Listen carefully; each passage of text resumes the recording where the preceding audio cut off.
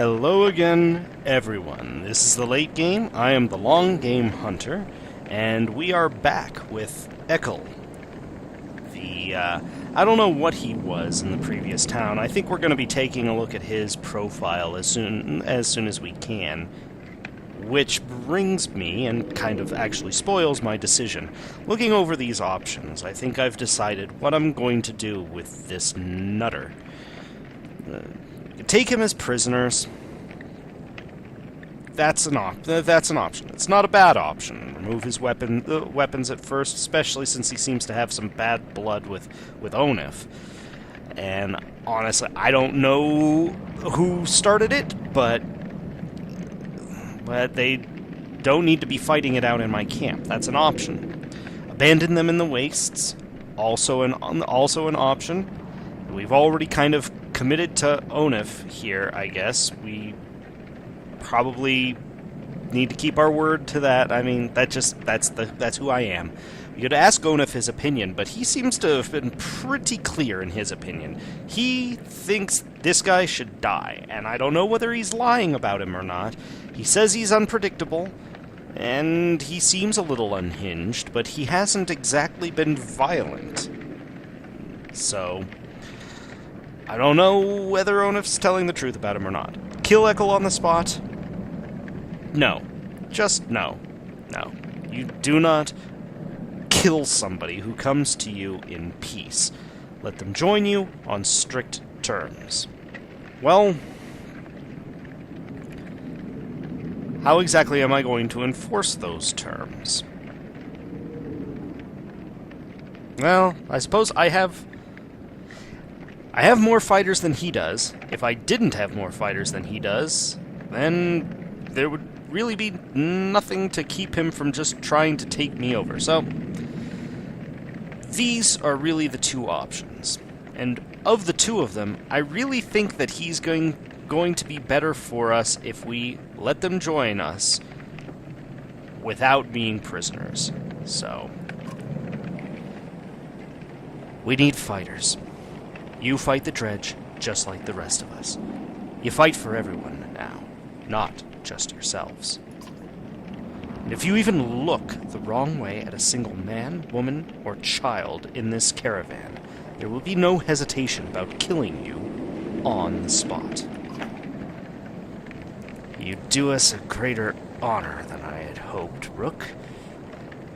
These people are right to follow you. You'll have no trouble from us. I may be reckless, but I pay my debts. The caravan eyes them suspiciously, but they try to fit in, following your orders. You expect to hear complaints about this. Things are definitely becoming complicated. Yeah, and, I've seen enough movies to know that something phrased as vaguely as "I pay my debts"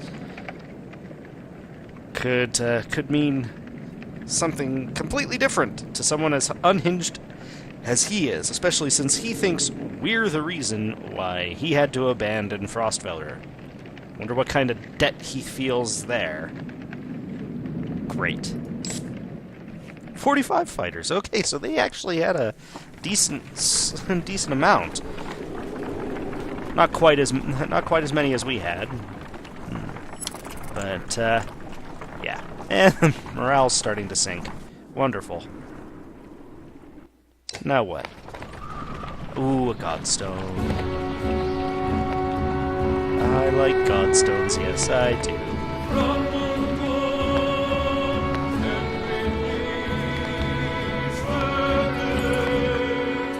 You find a surprising number of people camped out at the Godstone. They've been here quite a while, ever since the sun stopped. Apparently they think Radormir, the sun god, has come back, and they're worshipping him despite the bleak environment. They welcome the caravan, mingling and swapping stories with the others while you rest. They have almost nothing of value to trade, but their leader approaches and offers to let you join in their tribute. Well, it's not a bad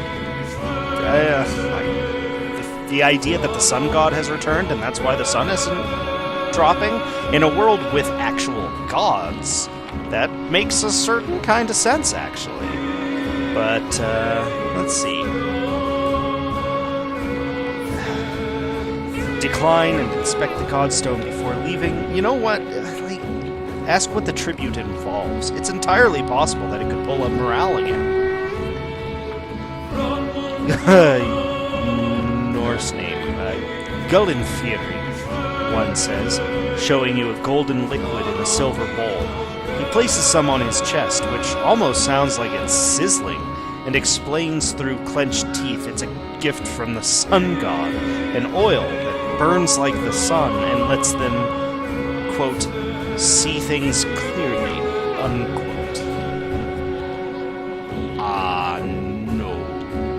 No, thank you. Not interested in burning my chest. See if anyone in the caravan is interested. Not surprisingly, you find no takers. You wonder how devoted you'd have to be to go in for it yourself. Inspect the Godstone before departing. Nobody can really agree on what Radomir looked like. As fond as he was of his own isolation, he never directly contacted humanity. Most think he was a serpent that lived in the sun. It's not uncommon to hear speak of seeing the tail of a great creature slipping through the thin clouds on a sunny day.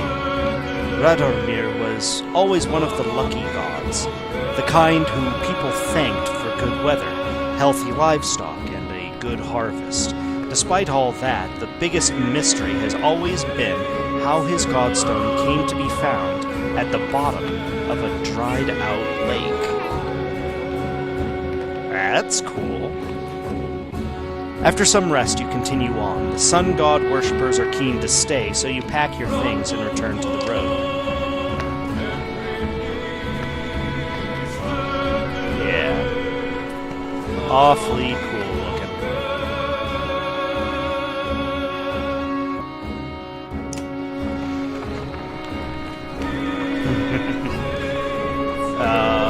Okay, so we've got a bunch of crows circling in the sky. That could be good, that could be bad.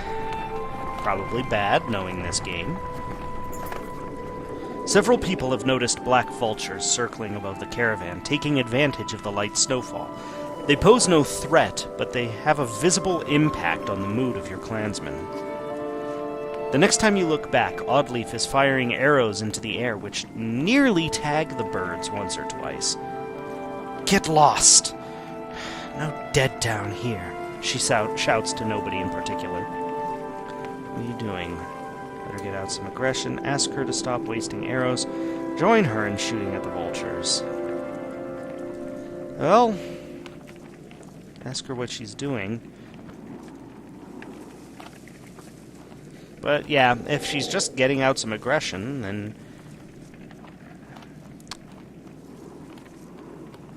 questioning her, well, no, what are you doing? What does it look like, Rook? Target practice. She fires another arrow, and a vulture shudders and falls out of the sky with a blue feathered arrow protruding from it. She recovers the bird, laughing, inspecting its feathers. You know, says Oddleaf, scanning the caravan, a lot of these women, they could do this. You can tell from the look in her eyes she's excited about the idea. I think I'm going to start training them how to fight, she says. I encourage Oddleaf to train the women. Try to keep her expectations in check. Tell her you think it's a bad idea. No, absolutely. Absolutely. If any of them want to pick up a bow and arrow and contribute in combat, I am okay with this. Absolutely. We can always use more fighters, you tell Oddleaf. If Alette is any proof, you know how to train someone with a bow. Oddleaf gives you a smile. She heads off to some of the women in the caravan, showing them the vulture she shot down. Yeah, that ought to be cool. See if we get any more fighters out of that. Okay. I am trying to push quickly to try and cross the wastes. Trail of blood leads to a clearing where you find a large, wounded Varl. He is gnawing on his shield, swearing at no one in particular, and occasionally slamming his cudgel on the ground. If not for the heavy bleeding, You'd leave this one alone without a second thought. Leave food and medicine and walk away. Not bloody likely. We can help if you want it. Try to have healers tend to his wounds, abandon the Varl, and move on. Well, see if I can shout at him, see if I can get through to him. In a heartbeat, the Varl is on his feet swinging his massive weapon. You jump clear as the cudgel smashes through the trunk of a tree. Your party scatters to avoid the falling timber. Once you recover, the Varl is long gone, leaving only another trail of blood, which you decide against following this time. Fair enough. At least nobody was hurt. If I had had the healers tend to his wounds, who knows who might have paid the price for that. Been in the way of his cudgel. Sometimes, in this game, trying to be the nice guy doesn't do you any favors. Gaunt man and woman approach the caravan, hands held high. "A word, friends," a man says. "We are poor farmers, down on our luck." The woman hits him and says, "We're outlaws, plain and simple. 10 of us, and we'll help you in a fight for some food up front." Man, why is it that I am only attracting the people that I would rather avoid? What are your crimes? Misunderstandings, the man says. Meat houses are confusing. Never know when you've drank your share. The woman hits him again and says, "We've stolen. Killed a few when we had to. Skills that might benefit you out here." Killed a few when we had to.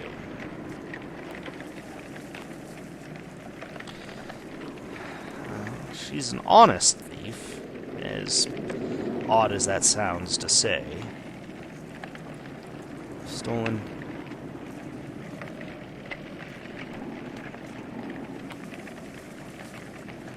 There's the village right out there. So you probably came from there. That's where you've stolen, and probably killed a few when you had to. But we've got to deal with those people. So no. Sorry. We are so much more than... The man stops as the woman glares at him. He nods, and they shuffle away quietly. It takes until camp is set to notice that a few of your supplies have gone missing.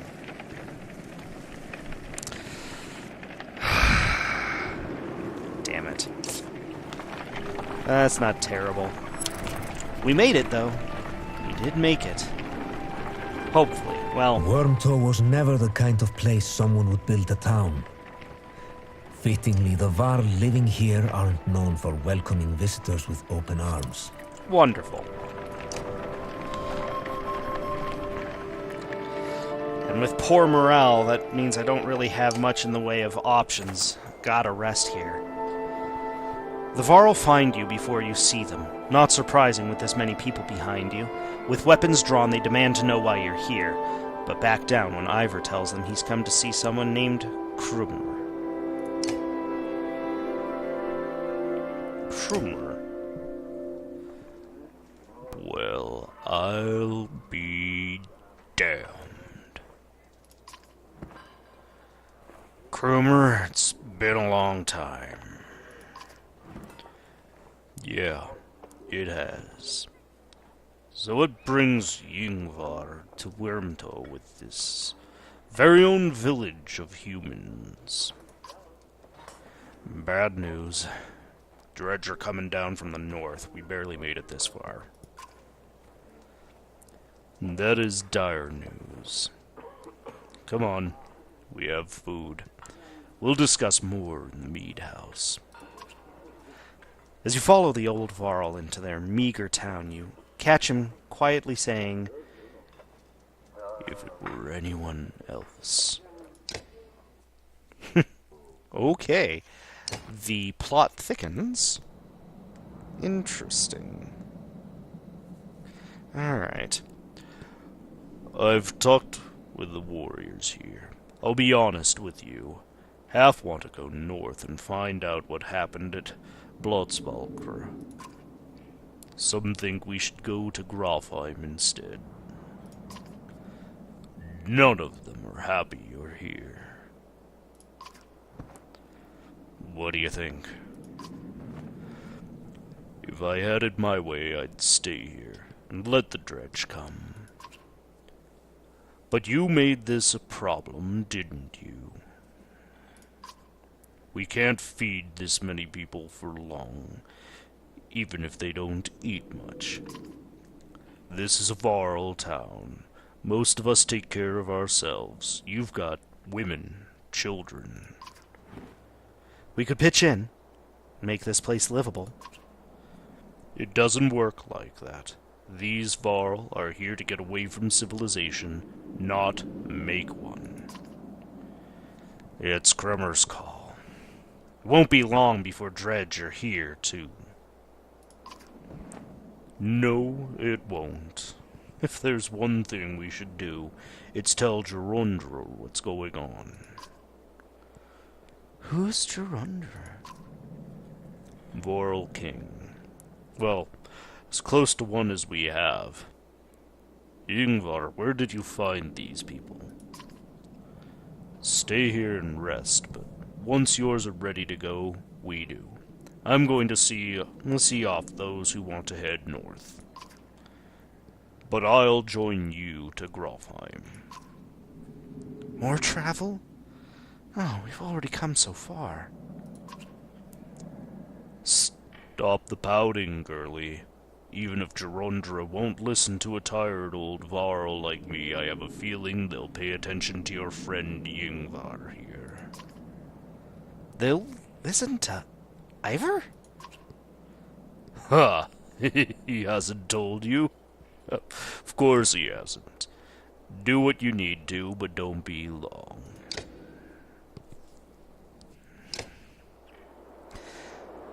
Okay.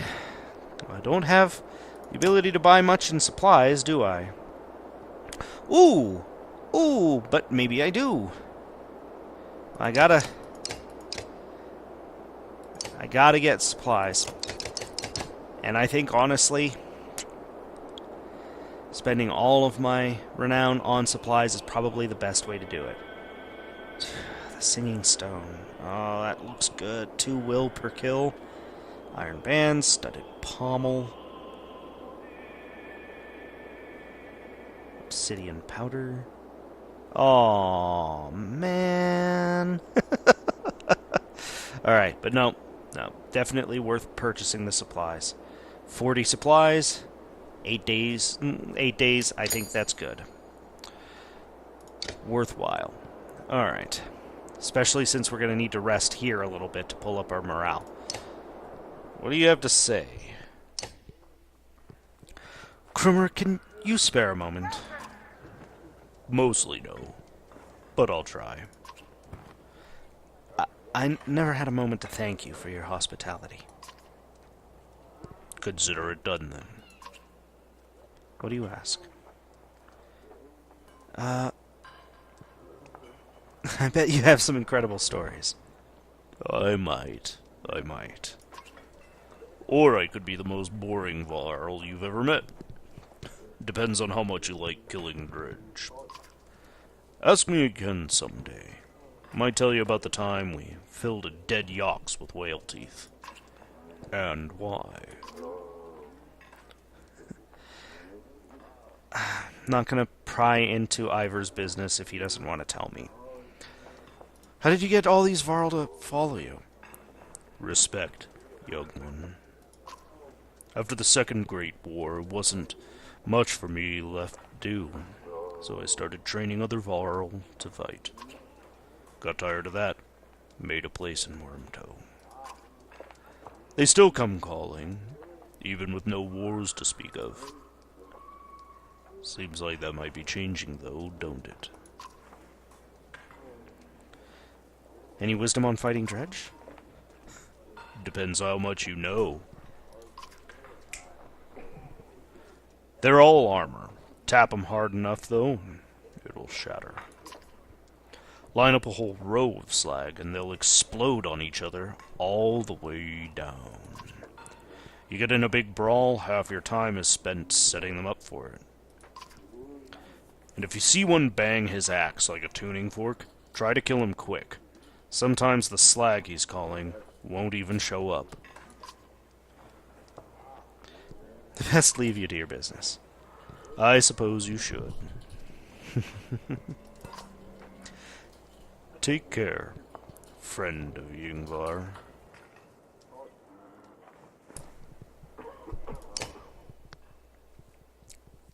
Okay. Let's check out where we are. So the plan is, I guess, that we're heading to Groffheim as well. Now, that's not too far away, but we know what's up there, and we don't much like it. So we're probably going to have something happen in the meantime. Don't know where we're going to go, but yeah, doubt we're going to Groffheim. We're in Wyrmtone now. In the foothills of the Wormscale Mountains, the Varl created a small town beneath tall pines, overlooking the Nordfelling wastes. Few come here, aside from those looking for seclusion. Let's see. Groffheim. Or what remains of it. The last home of the Varl, and seat of their power. Founded by Arnfinr, the second Varl king. Though the Varl have moved around a lot, most consider Groffheim their capital. The deeds of Varl are honored here, and all warriors of worth are buried at the foot of the two spears, where they are said to become part of the Varl's march itself. Oh, we're right on the border of Setterland. So they had such high hopes for Setterland. The new kingdom of man and Varl, they called it, rounding up anyone who yearned for a land of their own. Whole clans and families took the caravans and banners to the untamed frontier. Then the Nordfelling lake disappeared. The trees withered beneath Arctic winds, and the crops would not grow. So we crossed the wastes. Fantastic. We're on the other side of it now. Wonder where we're going to be headed. Let's take a look at our heroes. Specifically, let's see what you can do. A war leader. Oh man, does that mean we've got somebody who can start giving out the stuff? Willpower. There we are. There are not many Varl older than Crewman, and not many who have had as much experience fighting the Dredge. In Wyrmtone, eager fighters would regularly come to him to learn his secrets. Okay. But let's figure out what the heck is going on with that twitch. Run-ins with this lunatic have made you hesitate to let him fight by your side, but his strength and skill almost makes it worth the risk. Grudge wielder. What does a grudge wielder do? Echo leaps to great heights before bringing down his axe on the enemy. Okay, causing all units adjacent to him to be knocked back, friend or foe. Affected units take normal strength damage plus 1 strength damage for each space they are pushed. Interesting. And he has Shield Wall. Shield Wall, I think, is going to become a really happy ability for me. Onif, what do? You're Backbiter. I don't like the sound of that. Some relation to Ekel has seemingly driven this man away from Frostfeller, though he has never told you much about the exact reasons why. What do? Run through. Oh, we've seen that ability. That ability's been used on us.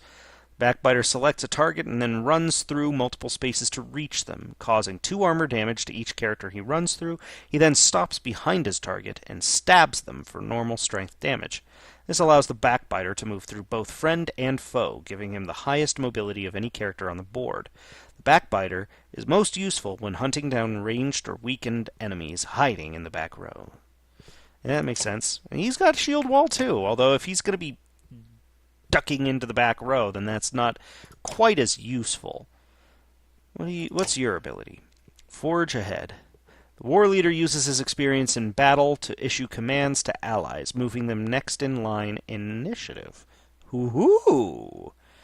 By repositioning his allies' turn order, the war leader can create new strategies, such as giving archers guerrilla tactics, triggering abilities earlier than usual, or slingshotting a powerful ally to the back lines. That's not bad. It's not bad at all. And he's got heavy impact, which would be awfully handy against the dredge. I like him. I like him. You, sir, are joining the fight. We are going to put Eagle in the front. We're going to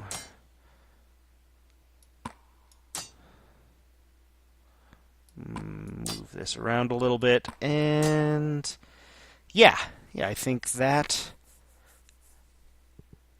works well.